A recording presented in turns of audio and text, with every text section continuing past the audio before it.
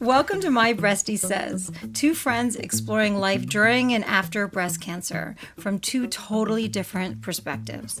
I'm Chris, a breast cancer survivor and a mother of two. I'm Jenni, a physical therapist and medical professional who specializes in breast cancer care.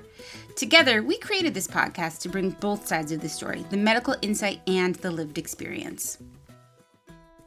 On today's episode, we are unpacking diagnosis, and a quick trigger warning, Chris is going to relive and share with us her story of diagnosis. If that is something that is stressful, please take care while listening.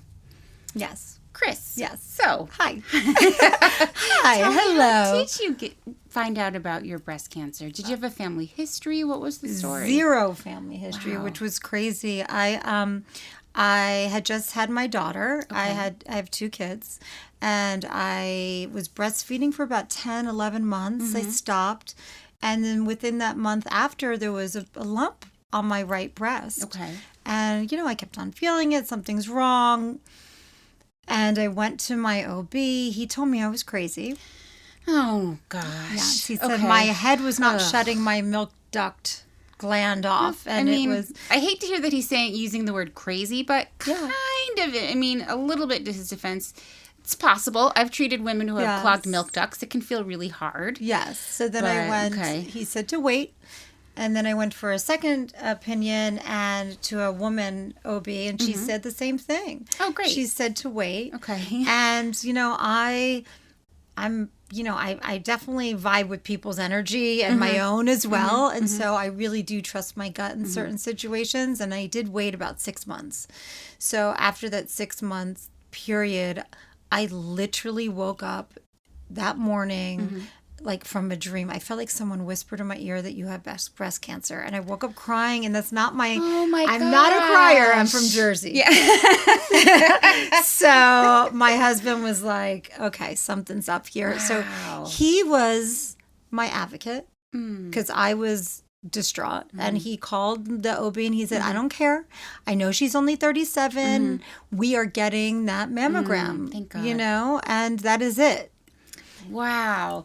So, gosh, that is a lot for you to process. One, that you're being told you're crazy. Yes. But, that's It happens a lot. It I hear a does. lot of women tell me this story about, and my biggest advice there is always trust your gut.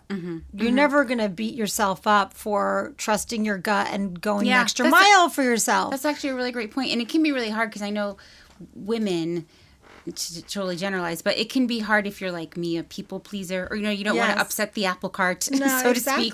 Yeah. So when your doctor says you're fine, to push back can be really hard. Because So you want to be fine at the end of the day. That's true, too, yeah. And so it's easier to Right. believe that. But, I don't know. For me, I was diagnosed with HER2 cancer, and it was the most aggressive stage you can have. So waiting that 6 months, who knows? Maybe if I hadn't waited those 6 months, I might not have had to do chemo. Now, I have a might question have been for able you. to get it removed. Because I hear similar things from my patients. Maybe obviously not the specific story, but something where in their origin story and how they learned they had breast cancer, there's a moment where a doctor did them wrong or an insurance didn't come through with the authorization, like something happens. How were you able to make peace with that? Or maybe you haven't, but are you like, how did you let go of that fact? The anger? The anger around the 6 months and like because I've seen it in women where when it's harder for them to let go, the rest of their treatment then suffers for it. Like they're harder on themselves, they're second guessing, the anger really comes through. The anger does come through. And how was that for you? No, Yeah. I'm definitely hearing it's landing what you're saying. It's definitely tracking. The anger did come through. When I called him and I did get a biopsy and they told me all the things, you have breast cancer, you need to get a pen and paper and your head's swirling. Right. And you feel like you're outside your body, can't breathe, and everything's in like slow motion and whatnot. And you're writing down that you need a breast cancer, a breast surgeon, and all these things. And you're like, what? I called him, the oncologist, and I said to him, not oncologist, sorry, the OB. Okay. And I said to him, I have breast cancer. And he said, oh, next case, worst case scenario, you're just going to lose a breast. You'll be fine. So talk about anger. Oh, Jenny, my God. I'm now living that anger right now. I know, thank you. What's his address? We're toilet papering his house tonight. So then that's horrible. When I found out that I had to do everything, the chemo, I did a double mastectomy, radiation, the whole gamut. I had called him and I was like, you are so lucky that you delivered my daughter healthy. My daughter was born with the cord wrapped around her neck and wasn't breathing. So that was his like Hail Mary. Is that what they call it when they're a Hail Mary? No, I don't know. Anyway, so that was his, like, I was like, you were so lucky. Right. And I said, and don't you ever tell another woman 37 or be under 40 that she doesn't need this. She's crazy. I said, don't you ever. Right. And so, I did threaten him. Right. And so that helped get some of the I bet, Oh, God, it was a lot. I can't even imagine. When I was going in for my double mastectomy, I had my family there. And obviously, it's a very intense time. And he happened to be in the hospital that day. And he tried to come walking up to me to, like, apologize. And my father was like, don't you dare. Yeah. I mean, I don't know what goes through some of these doctors' heads. But what sucks is, I mean, lots of things suck. But then you, as the patient, now also have that baggage going into treatment, which is kind of terrible. Yes. There's enough going on. Were you able, do you think that got in the way of your experience with treatment? Or were you able to be like, you know what, this guy sucks, but I love my oncology team. I trust them. I'm just going to listen to them. I don't know. Okay. Because everyone, from my perspective, people think when not having cancer and going through the process, you feel like if you get some disease like that, like there's answers, everything's black and white. What I've realized is it's not black and white. Interesting. And so when going through that, there's a lot of things that aren't textbook, that aren't like, okay, do this. You have this, so you have to do this, X, Y, and Z. It's like, a lot of shoulds, maybes, and all these things. And so you're really a part of the team. Like, you're actively making decisions versus... I was, yes. Versus just like, here's what we do. Some people, I guess, for me, that part drove me crazy. And maybe what you're saying is really tracking, because maybe I also didn't trust the doctors because of my experience with... Yes. I mean, why would you?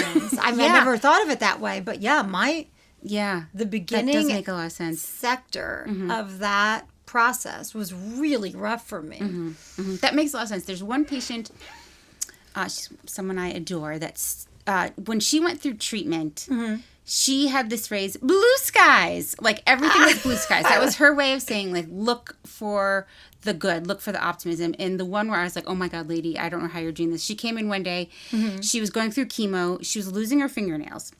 And she said, I just saw the dermatologist. I'm only going to lose 9 nails. Blue skies. And I was like, oh my God, Anne. Like, I don't know if I want to hug her or punch her. Right?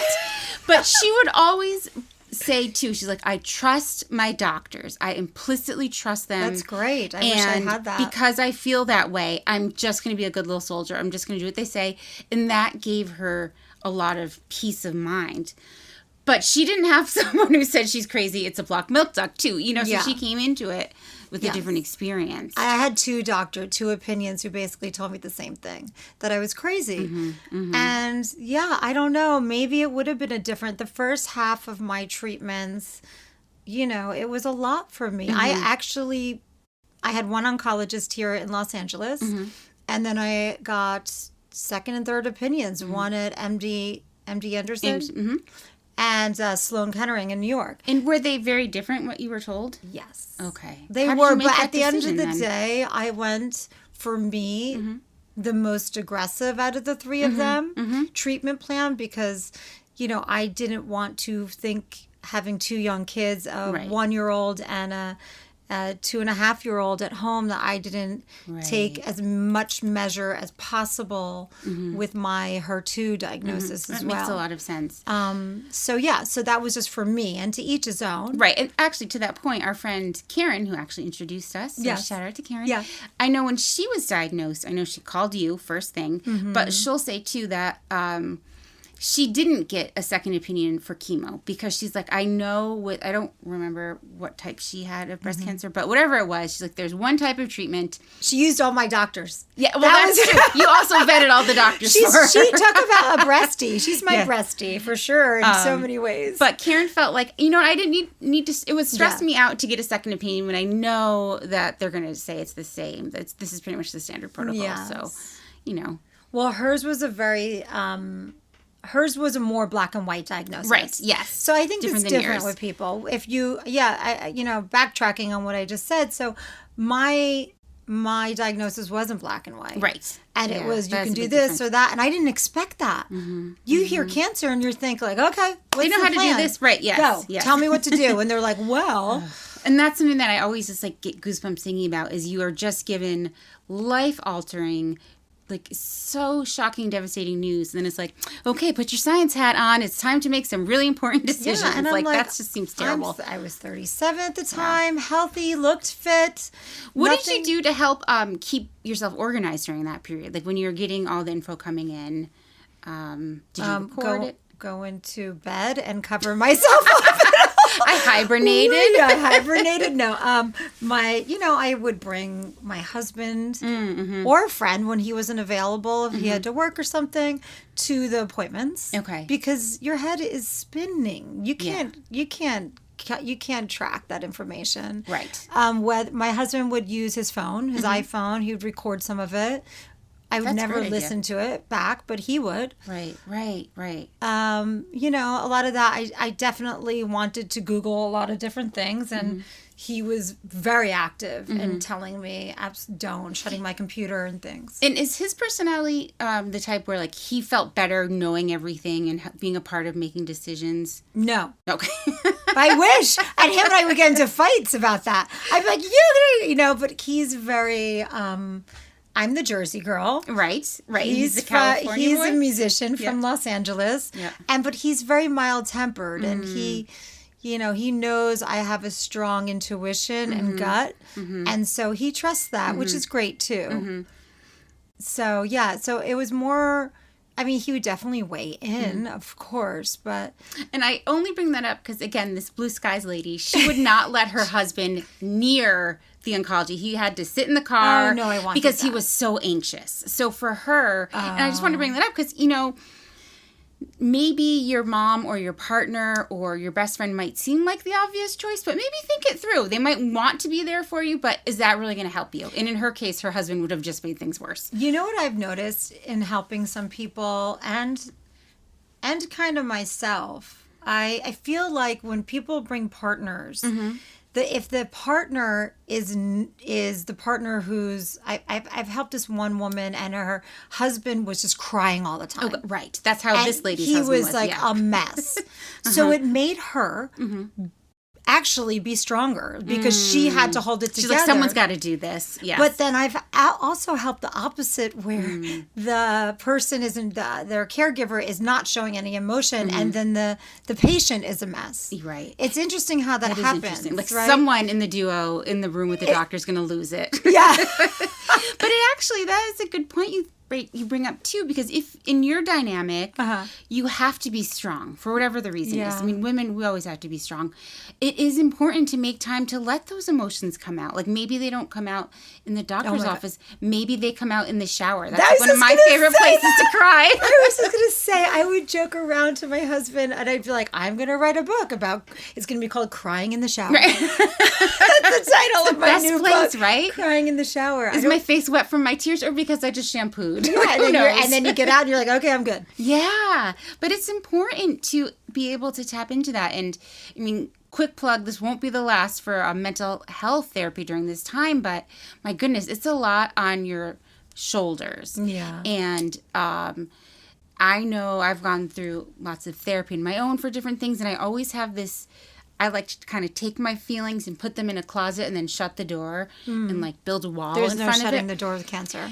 Yeah, and I would worry if someone's going to open that door, like I would just cry and never stop. So I avoided it, and it wasn't until I had a therapist I felt really comfortable with. And maybe for you, it's a friend you're comfortable with, but someone that you're like, okay, I can start letting out some of this because it's going to come back. Like those emotions, they're actually not gone. They're just hidden, and they're going to find a way to like tell you to pay attention to them. To seep in. At some point or another, they're going to do something that you're going to have to address. So agreed, 100%. I mean, so yeah, the shower crying always Did you helps. have a therapist at the time too? Did I have a therapist? I did for a very little bit. My husband and I, it was really about us because, so you know, when you're going through it, you know what someone never told me? The chemo has agents in it that, like steroid, you know, sometimes you have to take steroids too. Oh, sure. Yeah. Yep. No one ever told me that they make you crazy. I don't know why no one ever related that to me. Yeah. They just said you're going to gain some weight and you might want a burger. And I'm like, okay. End of I was like, story. I don't really eat meat and never have. Okay. I don't love and it. Did you want a burger? No, I didn't want a burger. But I did want to chop I wanted to chop my husband's head off half the Right, time. yeah. So, but I didn't know why, and we were not getting along during that time. Interesting. And if anyone knows us, my husband Dave and I have a pretty awesome relationship, and you know that's why we went to therapy. And you know, years later, I was like, oh wait, I was on steroids. Roid rage. Yeah, my mother was staying with me to help with the kids. I wanted to kill her too. Sure. Yep. Yeah, it's a real deal, the steroid thing. Yeah. That is a really good. Yeah. So Yeah. so I think that the partners and the caregivers should have a little bit more grace because it's out of your control a little bit. And for yes, sure. therapy helped. For sure. I mean, anytime you're talking and getting it out helps. This podcast is going to help me. Right. Me as well. So there you go. Meditation really helped me, though. Now, were you someone who meditated prior to this? No. Oh. I was like, Okay, wait. Hold on. Okay. This is really impressive to me because meditation or prayer, whatever your word is for it, it's a practice, right? So we're not necessarily good at it to begin with, but it's something like, God, that it seems really hard. And so you chose to start it during a really hard time in life. Anyways, that's really impressive. Like, how did you do that? I don't, you know, I used to do yoga a lot. So there's like always those little meditations before, but nothing real. My faith helped me through this. I remember my oncologist, I was a mess in that office when I don't think she could deal with me because I was such a lunatic. And she turned to me and she said, you know, all my clients of faith tend to get through treatment a lot easier. And I was like, oh, Okay, ding, ding, writing ding, it down, ding. yeah. Pray to God or tonight. So yeah, I kind of did dive into that. My faith, I dove into guided meditations. Okay. Because my head, you know, I'm you know, multitasking. Right, thoughts are spinning, yes. Thoughts are spinning. So guided meditations really helped me. My husband was kind of into some of that stuff, so he put an app on my phone. Oh, right. That really helped. There's a lot of great apps. Yeah, and I just started with like 10 minutes a day, and then I would do it twice a day, morning and night. And then, you know, I just found the quiet time, and then I started really doing that. I actually just dove back into all of that. The faith, the meditation, and grounding yourself. Because if not, you can lose control. Yeah. Yeah. So it's helped. I mean, it helps in all areas of life, I feel. And I love that too, because it's a great action item for when you're not feeling well. Like if you're sick from chemo, if you're recovering from surgery, if you're someone who typically deals with stress by doing, like, I'm going to make that list, or I'm going to go for a run or whatever. And now that ability is taken away from you temporarily. Yeah. I also feel like we can all tell each other ourselves. We can tell ourselves the scariest of stories, right? Our head, our talk, our self-talk is, especially going through a diagnosis, having a cancer, and to the caregivers. The caregivers are also having those scary stories in their head. So being able to connect ground yourself. So doing meditation, I'm assuming that kind of helps you with those stories, yeah? Helps the stories. I think kind of slows your mind down so you're not reeling. We have a phrase in my house, you can't control your first thought, but you can control your second. Oh, so yeah, we try not to like speak the first things on our mind. We're like, wait, hold on. The pause. And I think meditation helps you take that pause. That's exactly what it is. So it's like, you know, or look, we're human. We're going to have those thoughts, right?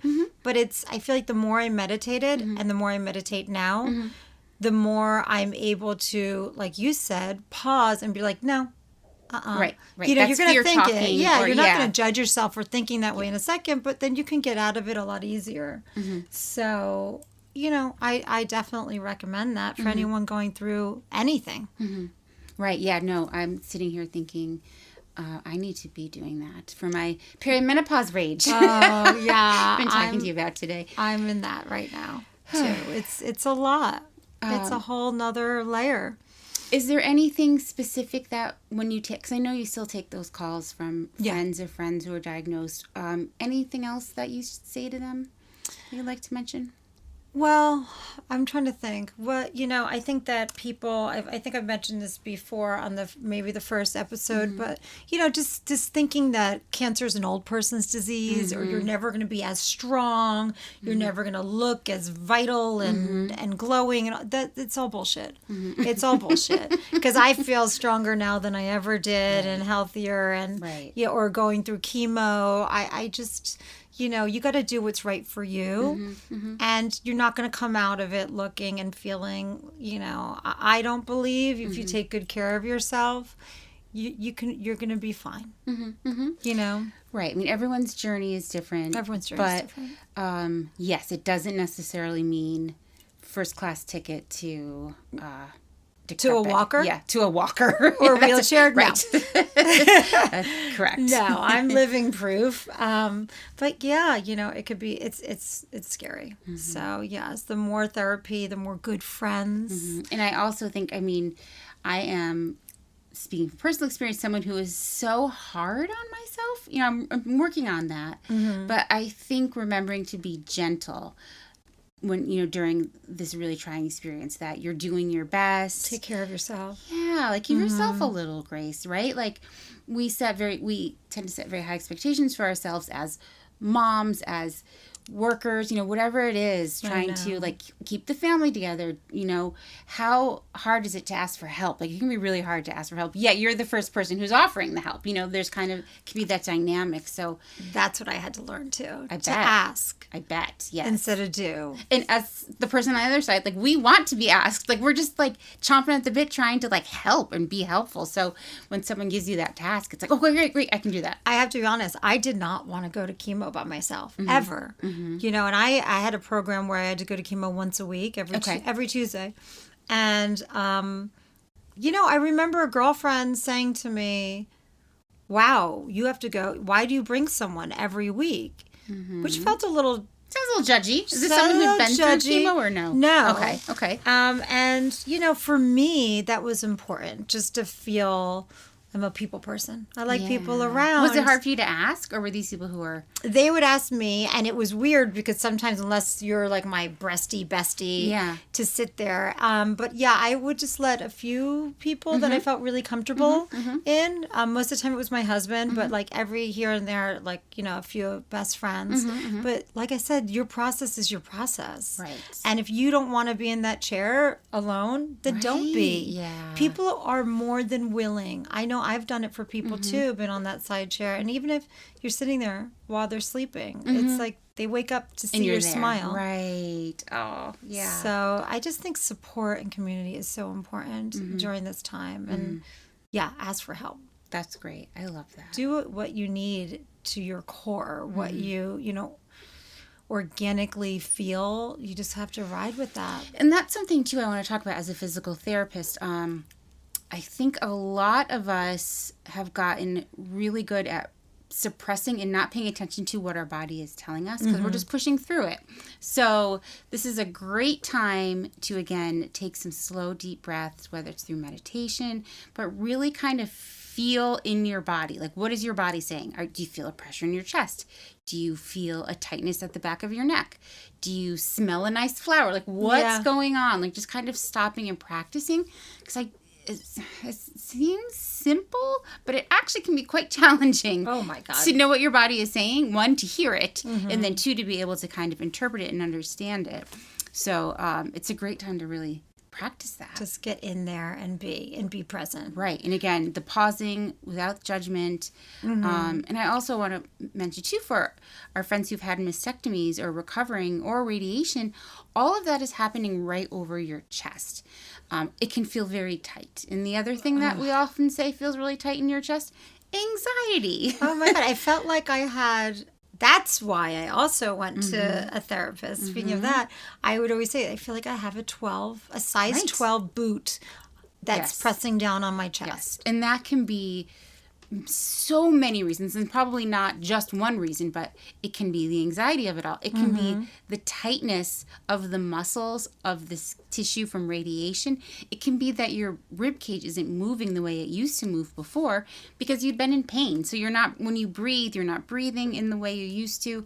So yes, lots of reasons, but being able to stop, instead of like, oh my God, everything's wrong. Wait, hold on. What am I feeling in my body? Oh, I feel pressure. Okay, maybe I'll try this stretch. Maybe I'll just acknowledge that it's pressure, and kind of being able to like slow your roll when you're feeling things and just stop and be in your body. Why is it so easy for us to take care of our kids and our friends and give them suggestions, but so hard for us to take the time for ourselves? It's such a weird... society doesn't really reward that, right? Like, we're rewarded more for being the caretakers. But yeah, it is kind of bananas. And sometimes I'll say to some of my friends who've had cancer, or friends in general, what advice would you give me if I was saying this? So when they're like, I don't know why I'm complaining, I shouldn't be this tired, just hold on, slow down. What would you say to me if I was saying that? And you'd say something more gentle. Yeah. Right? I feel like one therapist said to me, like, you... picture yourself as your 11-year-old or 7-year-old self. Would you talk to her that way? Oh, gosh, yeah. That always gets me. Yeah. Yeah, like, would you talk to that version of you that way? And I'm like, oh, my God, no. Why that?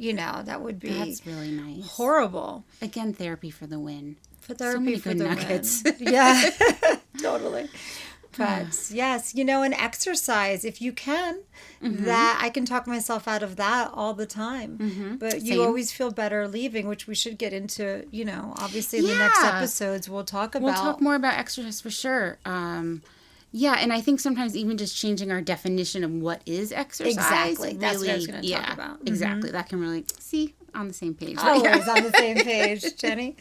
Great. Well, this was so nice talking with you today. I know. I'm so happy that we're getting to do this. So great. Look forward to our next episode. Coming soon. See you soon. Bye-bye.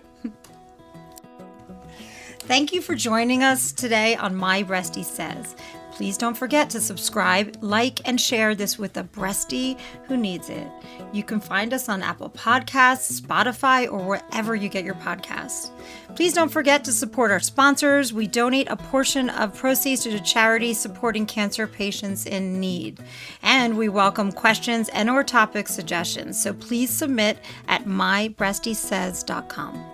The conversations on My Breastie Says are based on personal experiences and professional insight, but they are not intended to replace your medical advice. Always consult your doctor or licensed healthcare provider for medical guidance specific to your situation. We're here to support, not prescribe. See you next time. Bye!